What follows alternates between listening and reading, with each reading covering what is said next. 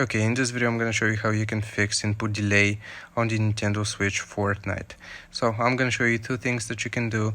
Now for the first thing, you want to completely close out of Fortnite. So I'm just going to press the home button here. You want to completely close Fortnite and then reopen it. Now once you have done this, see if that fixes the input delay.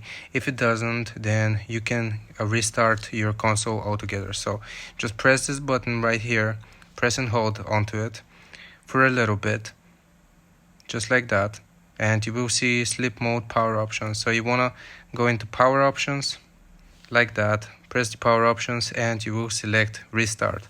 So simply restart your simply restart your Nintendo Switch console, and if there are any running background processes, then you can this will close them, and you can no longer have input delay in Fortnite.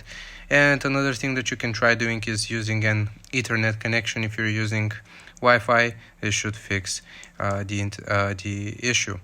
So hope this helps. Leave a like and sub. I'll see you next time.